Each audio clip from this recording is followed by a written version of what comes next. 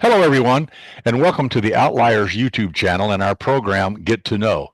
I'm your host, DP Lyle, and I'm here with my cohort in crime, Kathleen Antrim. Thanks, Doug. It's great to be here, and it's great to be your cohort in crime, I have to tell you. And today we're going to be talking about crime.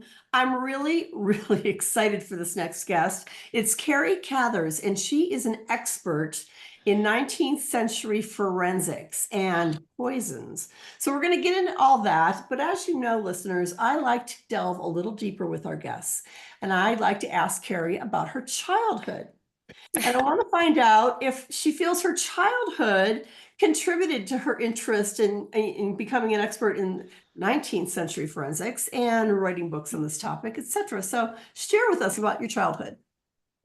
I think rather than crime, I can't remember a time when I wasn't fascinated with crime, but I think my interest in history began with my dad, who is a very much historian and military historian. So I think I got introduced to the violence early on in the poems and the stories my dad, would tell of war and such like that. But I think it's developed and it came through that fascination that I imagine a number of people have of explaining why, like why the crimes, how can that be done? And I think it grew from there. But yeah, I remember in like maybe grade 7 onward, people going, we won't be surprised, if we go into the most wanted and you're up there somewhere. And it's like... So you have this interest. So when did you start to delve into it as a career? It was one of these flukes, because I went through, my degrees are in history, and it was one of those flukes with COVID. I was a business writer and editor and dealing with small and medium-sized businesses. And then, of course, when COVID hit, all of the budgets reined in, and a lot of larger companies kind of purge their communication staff. So I sat back and I thought, do I really want to go back into the networking world and compete, with networking? And I got writing articles for the Sisters in Crime mystery magazine up in Toronto. And then it led to an interview with Edward Adich, who's a Toronto police forensics person who's gone internationally. And I thought, wouldn't this be interesting? Like, I love history. I have a fascination with crime. And all of the modern forensics and all, and the science, was already taken, in the science I probably wouldn't understand anyway. So I started looking back and thinking, how far can we take it? So it was a fluke that combined both of my interests. And then when I started talking to other fellow writers, realized that there, was actually an interest from authors. So it was one of those lucky happen chances. So I have to thank one of those things where you just, round peg, round hole, a fit. It was an automatic fit. Yeah. Well, history and crime was right up your alley then, and so you chose to focus on arsenic. Obviously, arsenic's been known as the queen of poisons because, well, it's probably been around since caveman time, to tell you the truth. Nobody really knows, but we do know that for many centuries, arsenic has been at the center of many crimes, and it still works today. To tell us how arsenic came about to be the queen of poisons, and how it came up to your time period, which is when we discovered how to actually find it. Yes. Yeah. It's I think it's one of, I can't remember, I think it was Linda Stratman with the Secret Poisoner, who said that, if anything was purposefully built to be the perfect poison, it was arsenic, because, there's no odor, there's no taste, there's no smell. And once it's in, it's pretty much fatal. The chances of surviving are quite small, but it was everywhere. Like, they used it in, if you're wearing green fabric, you had arsenic in it. Children's wrapping paper, I shouldn't say children, but wrapping paper had anything that was green. The little, when they were decorating cakes, they were decorated with Shields green, which had arsenic in it. It was for farmers, used it on sheep. Individuals used it for killing rats. You could not turn anywhere where there was not arsenic present. So, and it was easy to get, you could buy it in 10-pound lots and such like that. So I think it was its characteristics that allowed it to be a good poison, but just the fact that it was, all you had to do was go down to the kitchen cupboard and say, oh, Mrs. So-and-so yelled at me again, I'm going to get the arsenic out. And, they wouldn't even label the canisters. And again, we're dealing in an era when it was, a lot of people weren't literate. So as many poisonings as you have, you also have this huge slew of accidental poisonings where you just sit back and think, really, like, what? So that's how I think why it was so popular. It was cheap, it was pretty much guaranteed, and it was everywhere. It was actually used as one of the original treatments for syphilis, and before we came along with salvarsan and the other antibiotics that took care of it, and basically you hope the organism died before the patient did. It was a careful fence to walk. Yes. So do you need a lot of arsenic to kill someone since it was so readily available and in so many things? Yeah. I mean, that's crazy. They were basically tempting fate every time they used it. Yep. Yeah. And it was just a very, very small amount. Like, I think it's less than like a milligram. Like, it's just, if you're thinking of a 10 piece, that would be too much arsenic if you covered it with it. And that's, one of the things is that everybody overestimated how much was needed. But it was not much at all, right. That, you'd, like a quick sprinkling of someone's cake. And it was so. And it's cumulative. It's cumulative. You can give tiny doses over a long period of time and it builds up in the system. Yeah. The system, the human system does not get rid of arsenic very easily. It takes a while. So that's why I have chelating agents to get rid of it now. But one of the things, talk a little bit about your research on, obviously you went back in time and in history and, early on they didn't have a way to test for it anyway, but you didn't really think of it because arsenic has the ability to mask as so many other diseases. Yes. Can you talk a little bit about your research on that? Yeah. And one of the interesting parts of it, and I think why it fit in the 1800s, is that it mimicked so many other diseases. That's an aspect of the 1800s, which, Jane Austen didn't show us just how many people were ill, but it did. And that was with cholera. And the big fear and the big aspect of it was very difficult to distinguish between cholera. And there are two types. There's what they later referred to as English cholera, which was just basically anybody with an upset stomach. But then when you have was the Asiatic cholera, which is what we recognize now, which was devastating. And that came in the 1830s. And at that point, it was almost impossible to distinguish it. You had some individuals who had been to India, who had recognized it and seen it because it was more prevalent and more cases in India, and then came to give.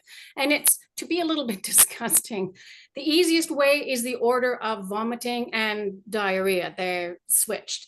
So, but, there was great fear, when you had a typhoid epidemic go through, or especially Asiatic cholera going through, they just sat back and they said, well, this is, we have no way of knowing who died of the disease and who didn't, because you would have people, if they wanted to kick off Great Auntie for her fortune, just wait till, you got a cholera epidemic and, you'll probably get it through. So it was interesting that way. And that was one of the big, movements, was trying, how do we do this? How can we, because we can no longer just look at the symptoms. And they were starting to realize that the chemical tests they had just were not reliable.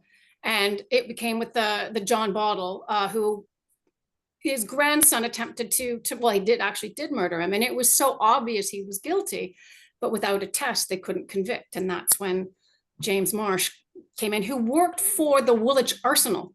So he was making weaponry and cannons, and they went, can you figure out arsenic? And he went, okay, all right, figured out arsenic, and then went back to making cannons and cannonballs.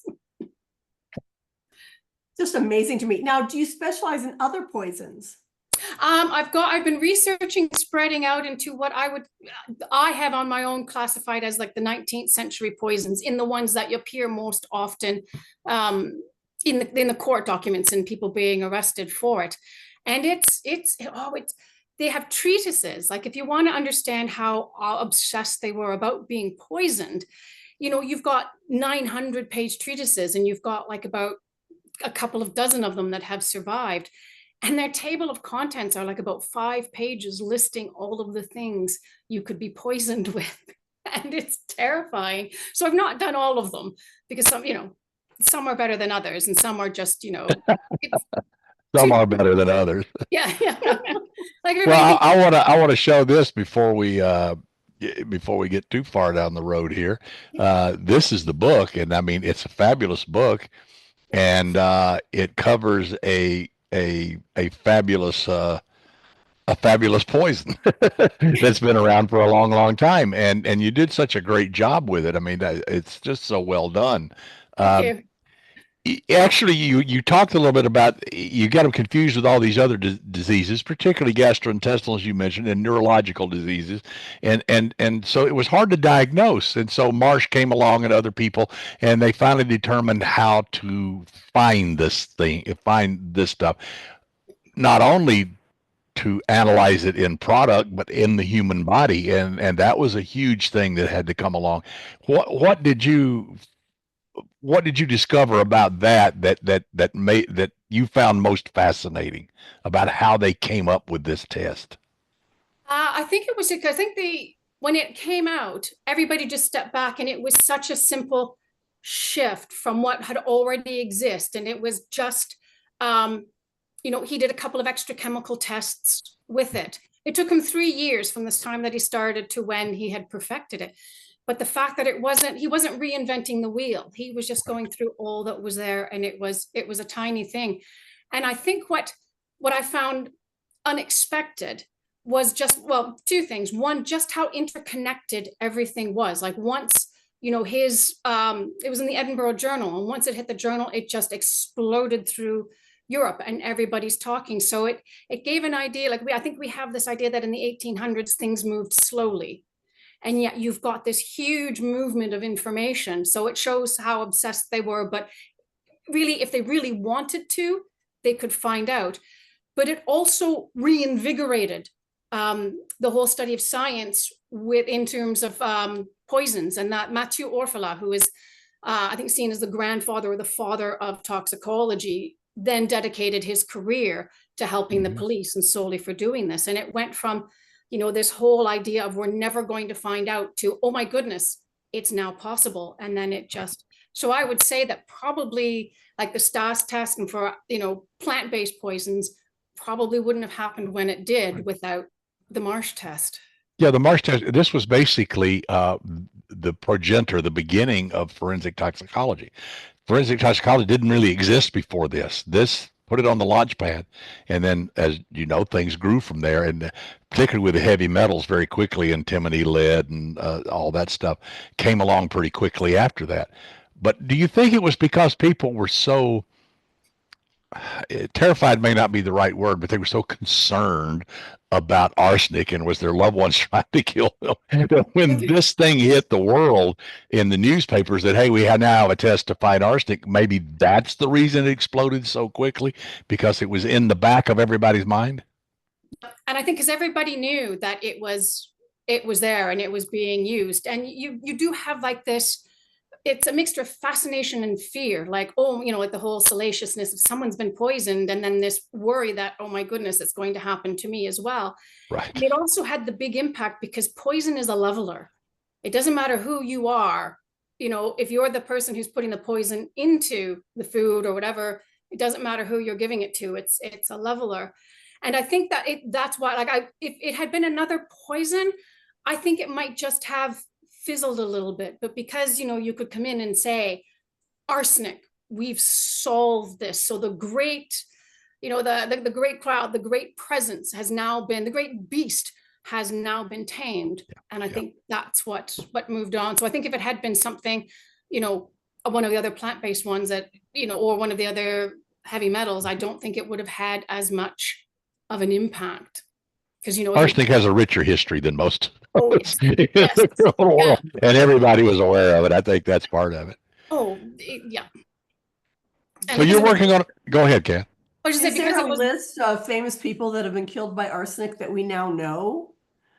Well, that's one of the things is they say, like when we're looking at the crimes and we can say how many people, like we look at numbers for poisoning, but those were the ones who were arrested, brought to trial, and convicted. Like, we have no idea. Like, we've got cases where if you have one individual and people around them start dying, there sometimes is one case where they're like, aha, I think that's arsenic or that's poison. And then all of a sudden they dig up all the neighbors and the relatives who have died within the last 5 years and start testing them because they think, it can't be the first one. And we have instances where people had, killed 11 or 12 people prior to being caught. So it's, people were very much aware that, yes, we've got them, but we have no idea how many more people, succumbed to it or it was used. And it was the famous poison for black widows and for the little boarding house lady who starts knocking off her renters. Yeah. I'll teach you not to pay your rent. Yeah. Well, and also you look at this and think, my gosh, there was probably a lot of serial killers that they just didn't even know because they were poisoning people. Yeah. Wow. We have one woman in, I believe it's in Holland, and she's estimated of killing up to about 100 people. Now, not proven because it's a capital offense. So once they get one conviction, they won't really investigate others. But there were a number of people wherever she went, people just started dying. But when you're saying like with the boarding house, it was, I believe, in Liverpool, and there were 2 women who had a boarding house, and it actually brought about changes in life insurance policies because they just started getting policies on their borders, and they just kind of didn't live very long after they moved in. And so they were thinking, this is, arsenic is now a method of, it's a employment, it's an income, it's a job. Hey, so they switched the laws about who you could take out a life insurance policy on. So yeah. Now you have another book that's coming out in 2025, correct? About the forensic science from 1800 to 1940, that kind of range. Tell us about that. What can we expect? With this, I think, and this is again, a lot of the basis of it is there's going in and talking to historians of like with forensics and such like that, but a lot of it is based on like true crime cases. So it's finding out, because it's one thing, to see a date and a legislation and it's there, but it's another to actually get in gritty as to how it was used or how it was implemented. So a lot of this is going to be based on what actually was done, to put it in context, because I'm very much the historian of explaining, why, like, names and dates don't matter. It's what conditions were present that this particular event happened at this time. And so it's, a lot of it is going to be, the science of it, how they came about, how they coped when there wasn't, when there were no databases, when there was no established science, but they knew they had evidence. But it's also putting it in social context. You get an idea of what was impossible and what wasn't. So it's going to talk about also why, I think people have this idea that, the police were all idiots. And, yeah, there were. And, same thing with, with today and such. And a lot of the early ones didn't have much of an education. But there's also the aspect that, they were curious. They wanted to catch the criminals, and there's this awareness of what juries would do. So it's looking at what they would understand rather than thinking, oh, they're all idiots. There's physical evidence staring at them. They're not using it. So it's why and what went along the route, to put things in, because, having someone in, 1815 saying, hey, there's a fingerprint, let's use that as evidence, would never happen. But someone in 1857 is possible, even though we don't get our first, the first trial that occurred was in Michigan in 1911, where fingerprints were used as evidence. So it's, understanding and seeing, and it's also going to be talking about the need for confessions. Mm-hmm. So it's a lot of the forensics and a lot of the physical evidence was collected, not necessarily to prove guilt in court, but to basically say you might as well confess. Yeah, and a lot of people don't know Mark Twain actually used fingerprints before the real world used fingerprints. He used it, I think, in Pudd'nhead Wilson, and he used it in Life on the Mississippi, which was a true story about his life on the Mississippi. And I think one of them was a severed thumb that they proved belonged to the person, and the other was a fingerprint. Yeah. And then it didn't become until it was 1890s when Vucevic did it down in Argentina and solved the case, but in the U.S. 1911. Yeah, so that stuff's fascinating history to me. So I'm taking it this new book is not just poisons; it's about all things forensic, ballistics, everything else. Or hair and fiber, blood work, fingerprints, footprints, boot prints, and it's in the back end of it's about the 1860s.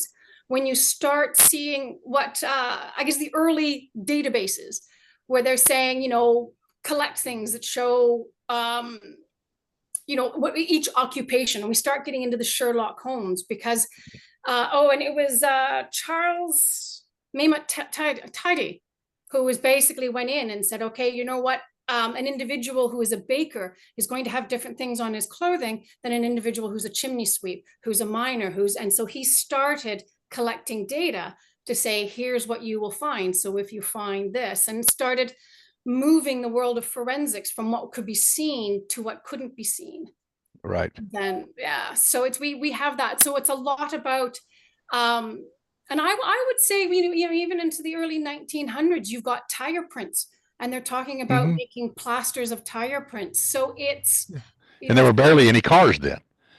Well, with bicycles, relatively speaking. Yeah, and with bicycles, because some of the tire manufacturers started putting their names on the tires in about the early 1900s. So there is, you know, and then that spreads. So yeah, the new book is about every piece of, and they're taken from actual cases.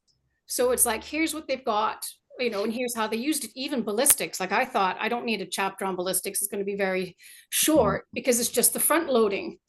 And then when you start and it's like, but basically what it is the wadding or the ball can be used, and if there's something unique about it and such. But once you get the breech loading, you know, it's not until the 1900s. But then when you start reading cases, it's about, you know, they're looking for who has the gun, what kind of weapon would it be, and they're going through the way that they used, if someone was shot, try to bring all these little bits of circumstantial evidence together where no, they didn't have the bullet, but they had all of these other aspects of it. Like, where was it purchased? Did they buy, you know, we've got this kind of ammunition, and we go into each of the stores. Yes, they bought so-and-so, you know, our suspect did buy that kind of ammunition. Okay, check. There's one piece against them.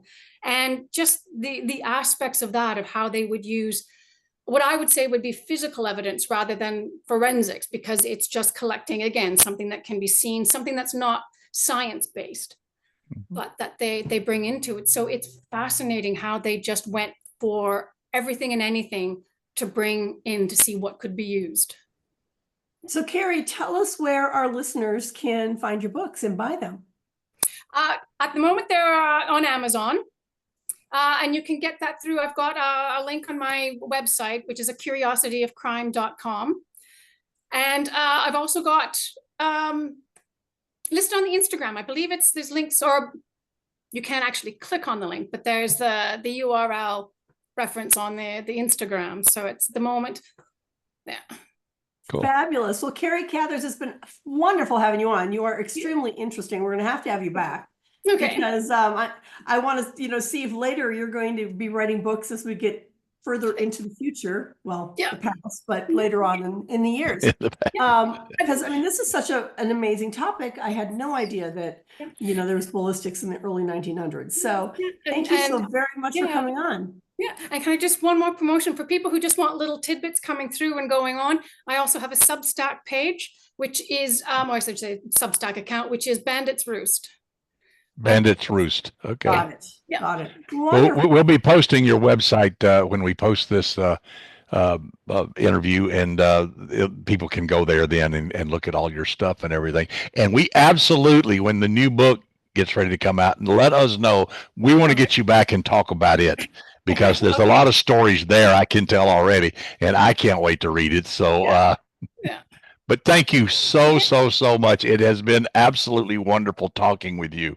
And thank you very, very much for having me. I really appreciate this. And I'm going to ask our listeners and viewers to please click the thumbs up. Helps with the algorithm and gets the interviews out. And subscribe. It costs you nothing. You just click subscribe, and then you will not miss an interview. Doug? And as you know, we will be having more. This is the Outliers YouTube channel and our program Get to Know, and we will be back with more interviews down the road. And until then, keep writing, keep reading, keep having fun, and don't get caught.